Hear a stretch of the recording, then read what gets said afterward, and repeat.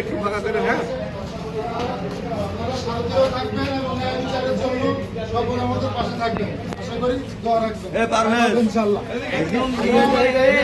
কোনো এভিডেন্স নেই, আমাদের বিরুদ্ধে একদম অপপ্রচার চালানো হয়েছে এবং কোনো ফুটেজ নেই। সবকিছু মিলিয়ে আমরা মানে অপরাধীর শিকার হচ্ছি। আর অপরাধ যদি আমরা করে থাকি আপনারা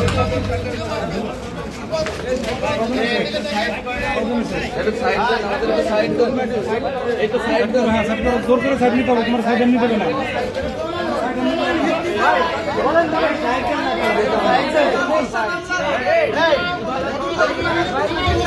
বসে আছি সেই সময়কালে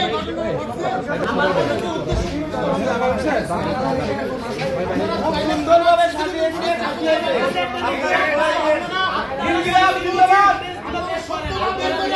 দিয়ে ঘুরে এই আমরা এই ছাত্র জনতার 24 আন্দোলনে থানাতে রাত 2টা থেকে 3টা সিসিটিভি ফুটেজ দেখতে পারবেন।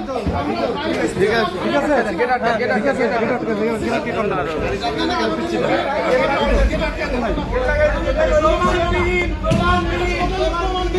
ওসি সাহেবের সাথে আমরা থানায় ছিলাম ওই সময়।